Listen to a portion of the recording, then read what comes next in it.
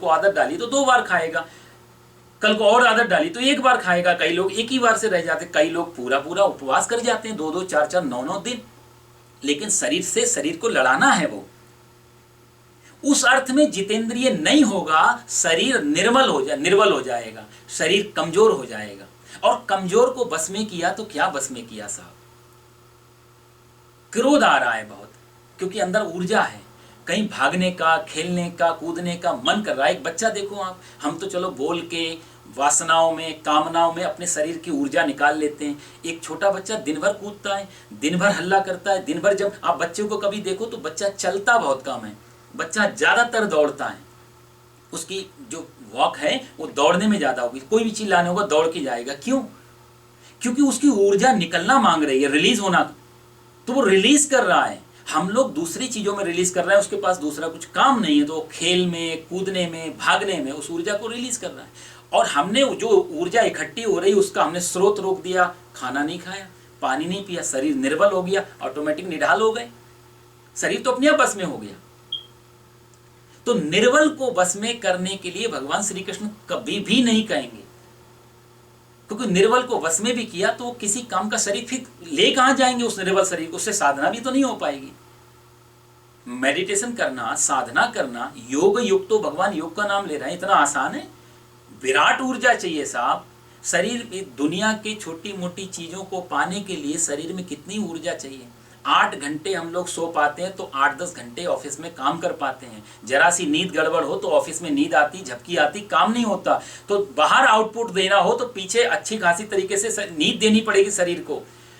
संसार की प्राप्ति में भी यदि 8-10 घंटे की नींद से शरीर को तैयार किया जाता है, तो विराट को पाने के लिए कितनी ऊर्जा शरीर में चाहिए, कितना स्टोर होना चाहिए। हम सोचते हैं वो शरीर को सता करके विराट को प्राप्ति हो जाएगी। भगवान श्री कृष्ण कहते हैं कि विदितात्मा जितेंद्रिया अर्जुन, इंद्रियों को जिसने वश में कर लिया है, इंद्रियों को जो जीत लिया है, वही व्यक्ति कर्मयोग के बंधन लिप्त नहीं होता। अर्जुन, इंद्रियों को जीतने का अर्थ एक ही है कि अब अच्छा उपवास भी नहीं करें, इंद्रियों को नहीं सताएं, तो फिर अर्जुन पूछ सकता है फिर रास्ता क्या है? आंख सता रही है, दृश्य दिखाओ, अच्छा दृश्य दिखाओ। आंख को कोई ऑब्जेक्ट चाहिए सामने, कोई वासना चाहिए, तो वो वासना भगवान कहते हैं उसको बस थोड़ा रूपांतरण कर दिया जाए, ट्रांसफॉर्मेशन हो जाए। भाई मूवी देखने का मन कर रहा है, हमने परमात्मा सामने रख लिया। घरों घर में मंदिर होने का कारण यही तो था कि आंख तो हर समय कुछ ना कुछ, आंख खुली है तो कुछ ना कुछ तो देखेगी, तो इसको एक ऐसा ऑब्जेक्ट दे दिया जाए जहां मन जाकर के शांत हो जाए, अच्छा विचार अंदर जाए। तो हर इंद्रिय को भोजन जो देने की, जो मंदिर, कथा, पूजा, सत्संग, ये सब इंद्रियों के भोजन थे कि हमने रास्ता बदल दिया। एक रास्ता जो दुनिया की तरफ जा रहा था, जो संसार में लग रहा था, वो संसार में ना लगा के उसको अच्छी तरह से लगा दिया। एक कहानी स्वामी विवेकानंद जी के जीवन की घटना है। स्वामी विवेकानंद जी जयपुर में गए थे, किसी रियासत में मेहमान थे। तो स्वामी विवेकानंद जी के वो जो रियासत का नवाब था, राजा, अब राजा की बुद्धि तो राजा की तरह, उसने सोचा इतने बड़े ये विवेकानंद जी आए हुए हैं, इनके स्वागत के लिए कुछ बढ़िया सा होना चाहिए। तो उसने क्या किया, बनारस से एक नर्तकी बुलाई और नर्तकी बुला करके बढ़िया सा प्रोग्राम रखा कि स्वामी विवेकानंद को बहुत अच्छा लगेगा। विवेकानंद जी को सूचना मिली कि बनारस से नर्तकी आई है। विवेकानंद जी बोले मैं नहीं जाऊंगा वहां पे।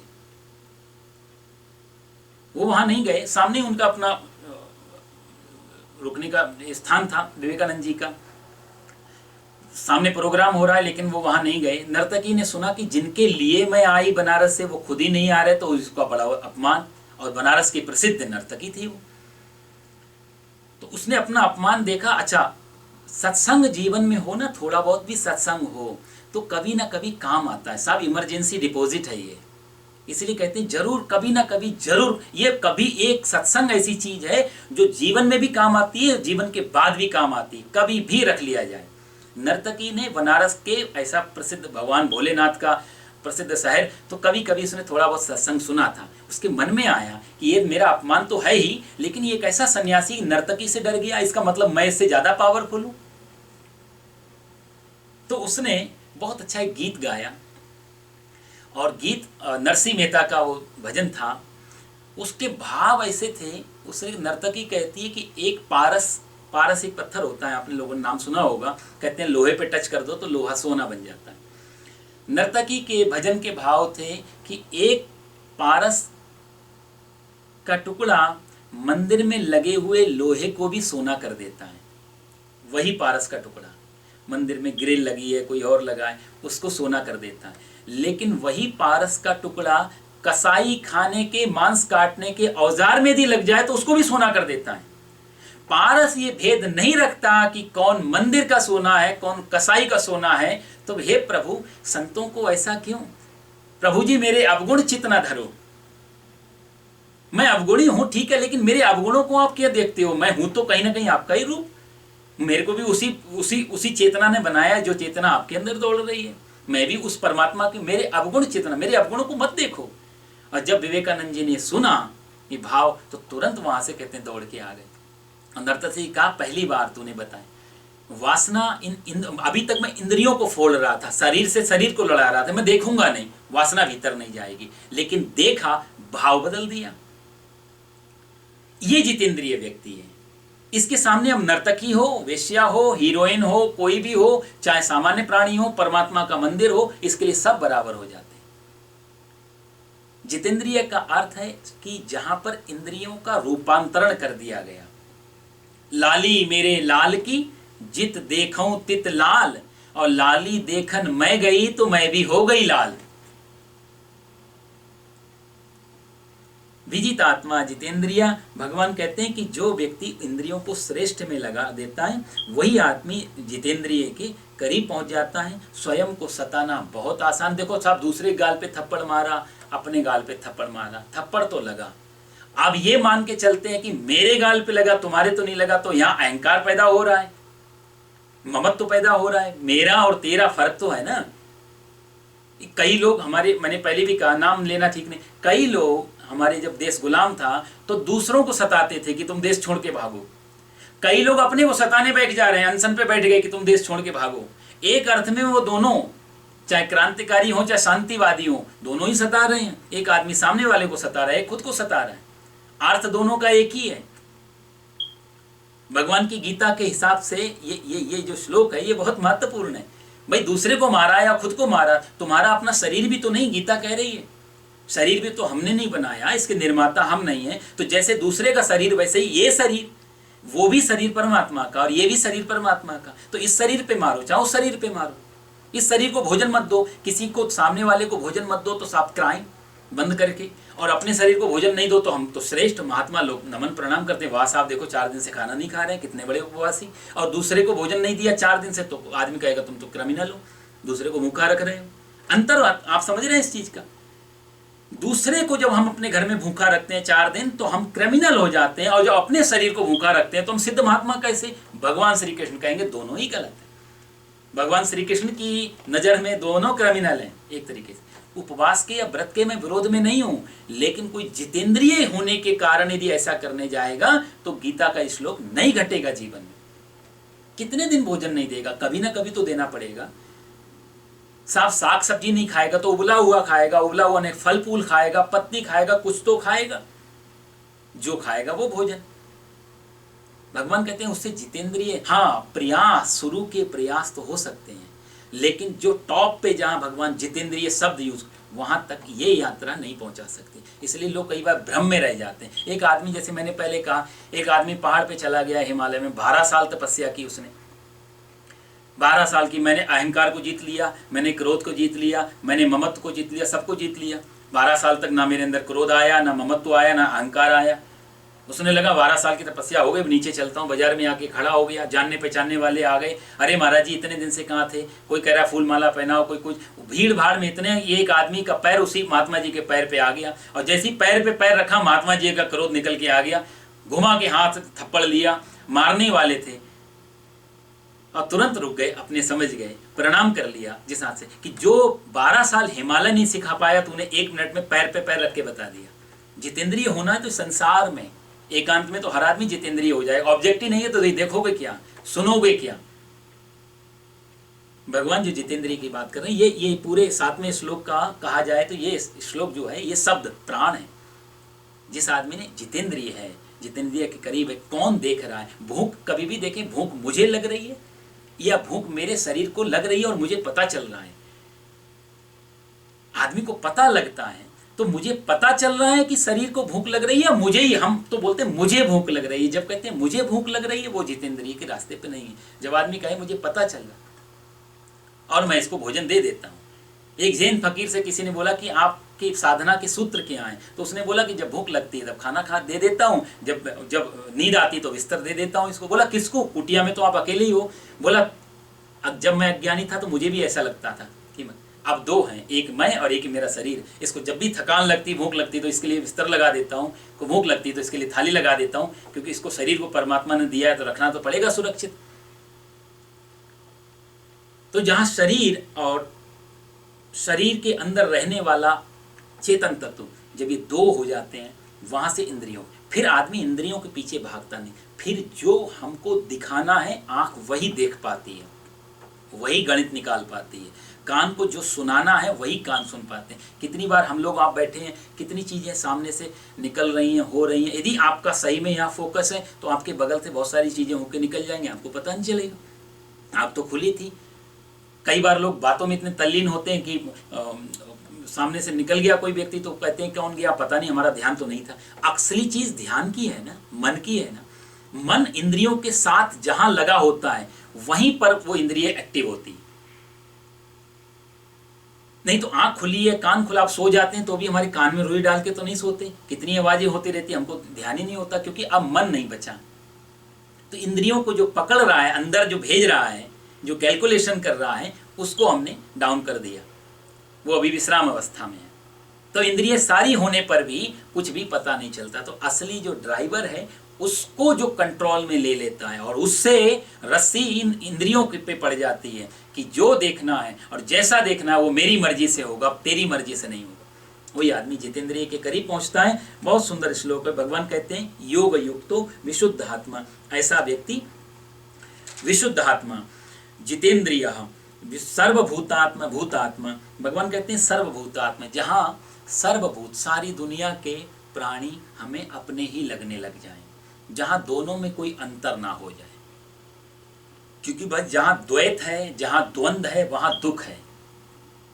दुख सदा द्वंद्व से आता है, द्वैत से आता है, दो से आता है। सारे डर दुनिया के, सारे दुख, सारी पीड़ा, सारी चिंता द्वंद्व से पैदा होती है। इसलिए भगवान कई बार कहेंगे आगे और कह चुके, निर्द्वंद्व ही महाबाहो, निर्द्वंद्व जो हो जाता है। तो ये निर्द्वंद्व कैसे होंगे, बोले सर्वभूतात्म भूतात्मा, जो व्यक्ति सारी दुनिया के प्राणियों को अपना मान के चलता है। जैसे शरीर में हमारा एक शरीर बोलने से तो काम नहीं चलेगा। शरीर का मतलब क्या होता है कि 2 हाथ, 2 पैर, नाक, कान, सिर, आगे ये सब चीज़ें हैं ना, सब मिला करके शरीर बना है। कोई आदमी पूछे आपका शरीर कहाँ पे है, तो हम कोई एक जगह उंगली नहीं रख पाएंगे, पूरे शरीर को ही बताना पड़ेगा ये पूरा शरीर है। तो वो कहेगा ये तो आपके हाथ है, ये आपकी आँख है, शरीर कहाँ है? तो हम कहेंगे नहीं साहब, पूरे को हम शरीर बोलते हैं। तो एक हाथ में यदि चोट लग जाए या पैर में मान लिया आपके चोट लग गई, तो हाथ ये नहीं कहते कि पैर में चोट लगी मैं क्यों जाऊं, मैं क्यों पट्टी करूं, हाथ को पैर को अपने आप करनी चाहिए। आँख कहीं मुझे क्यों देखना, पैर में चोट लगी पैर अपने आप देख लेगा।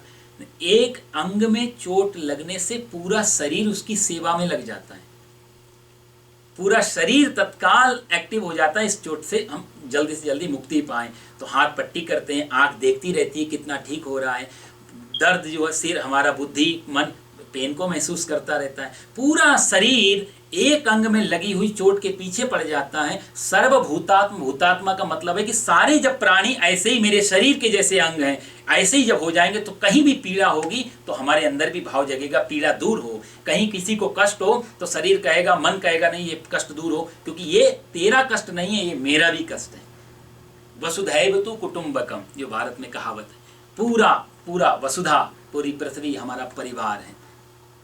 सर्वभूतात्मा भूतात्मा, भगवान कहते हैं ऐसा जो मान के चलता है पूरे संसार को अपना ही मान के चलता है आत्मरूप, उसको सर्वभूतात्मा भूतात्मा बोलते हैं। फिर भगवान कहते हैं विजितात्मा, शरीर जिसके बस में है, शरीर जिसके बस में है, इंद्रियों को बस में कर लिया तो इंद्रियों का ही, इंद्रियां कहाँ रहती हैं? शरीर में। तो ये एक क्रम बता रहे हैं भगवान कि पहले जो है विशुद्धात्मा, फिर विजितात्मा, फिर जितेंद्रिय और फिर सर्वभूतात् भूतात्मा। इस तरह के जो चढ़ता जाता है व्यक्ति, उसको फिर कर्म कोई में लिप्त नहीं होता, फिर वो करता तो है कर्म, वो भागता नहीं है कर्म छोड़ के, लेकिन उस व्यक्ति से, या कहा जाए तो कर्म करता भी नहीं बल्कि कर्म उससे होने लगते हैं, फिर कर्म हो रहे हैं, फिर ये नहीं कहता मैं कुछ कर रहा हूं, फिर कर्म होते हैं, तो उसको कहते हैं विजितात्मा। शरीर जिसके, फिर शरीर से सारे कर्म होने, अभी हम कहते हैं मैं कर रहा हूं, कोई भी काम हो तो हम कहते हैं मैं कर रहा हूं, तो जब मैं कर रहा हूं वो मैं जो बीच में है,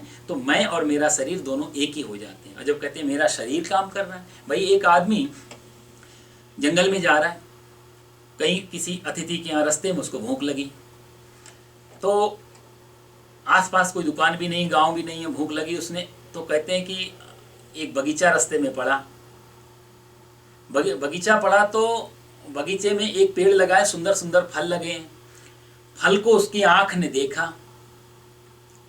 अब देखो, आंख ने देखा, भूख लगी है पेट में, बता रहा है मन, फल को देखा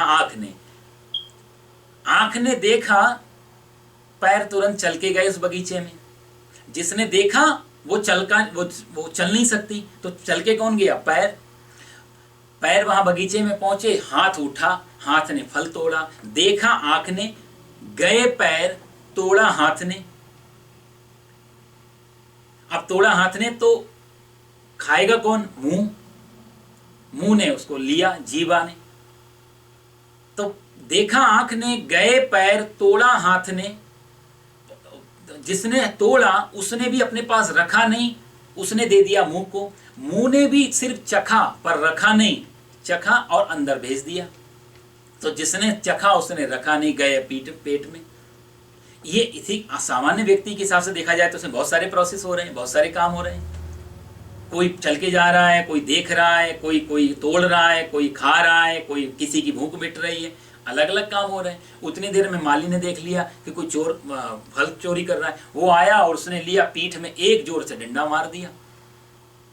अब बताओ, देखा आंख ने, गलती आंख से शुरू हुई, गए पैर, तोड़ा हाथ ने, खाया मुख ने, पचाया पेट ने, पिटे पीठ। तो आदमी कहेगा इसमें पीठ की क्या गलती थी साहब, पीठ ने तो कुछ भी नहीं, ना 3 में 13 में। तो महात्मा जी बोले, किसी ने कहा फिर पीठ क्यों पिटे, इसमें गलती तो इसकी है नहीं। बोला फिर इससे और आगे बढ़ो, उत्तर मिल जाएगा। बोला हो, तब क्या हुआ, जब पीठ में डंडा पड़ा तो आंसू कहां से निकले? आंख से। और शुरुआत कहां से हुई थी? आंख से। फल भी आंख ने देखा था, घूम फिर के वहीं आ जाता है। सर्वभूतात्मा भूतात्मा, विजितात्मा, जहां सब अपना मान के चलते हैं, जहां कोई पराया नहीं है, जहां कोई गैर नहीं है, यह सब एक मिक्स, हम सब भगवान की एक ही चेतना से निकले हुए, हम अलग अलग शरीरों में भास रहे हैं। भाई हमारे अंदर जो मिट्टी पानी जल आदि है वही आपके अंदर है, वही दूसरे 5 तत्वों से बना, ये 5 तत्वों से बना हुआ यह शरीर है। और वो पृथ्वी का जो अंश है वही इसी पृथ्वी का है, आपका भी शरीर इसी पृथ्वी का है। तो सारा का सारा मटेरियल जो हमारे आपके शरीर में वो एक ही का है। तो इसी हिसाब से भगवान कहते हैं विजित आत्मा, कि हम और आप अलग अलग हैं ही नहीं, क्योंकि उसी पृथ्वी के हम भाग हैं, उसी पृथ्वी के आप भाग हैं। तो कहने का अर्थ है हम सब या तो भाई बहन हैं या एक ही माता पिता की संतान है। इसी अर्थ में हम कहते हैं हमारा सबका एक ही पिता है, एक ही माता है। इसी अर्थ में जिस शरीर को हम मैं मान के चलते हैं, उस शरीर के पीछे जितने भी मटेरियल लगे हुए हैं वो सारे के सारे मटेरियल एक ही जगह से हैं, एक ही फैक्ट्री से निकले, प्रोडक्शन सारा एक जगह से हुआ है। तो भगवान कहते हैं कि विजित आत्मा, शरीर में जिसने बस में कर लिया अर्जुन, ऐसे आदमी फिर कोई भी कर्म करे, फिर वो उसको कर्म का कोई बंधन नहीं लगता, उसको फिर कोई फर्क नहीं पड़ता। तो इसी बात को भगवान अगले श्लोक में कहते हैं, 8वें और 9वें श्लोक में, कि कर्मों के जो हो रहे हैं कर्म, उनके विषय में भगवान इसी अर्जुन का जो सवाल था कि सन्यासी बन जाऊं, तो भगवान पहले कर्म योग के लक्षण बताए और कर्म योग से कैसे सन्यास में जाया जा सकता है, वो प्रोसेस भगवान ये 8वें और 9वें श्लोक में बता रहे हैं। ये गीता के 18 अध्याय और 700 श्लोक जो हैं, इन 700 श्लोकों में ये 8 और 9 नंबर के श्लोक बहुत कठिन माने जाते हैं एज ए प्रोनाउंसिएशन। प्रोनाउंस करना इनको बहुत कठिन है, काफ़ी टफ माने जाते हैं इस 2 श्लोक। तो आपको मैं सुनाता हूँ ये।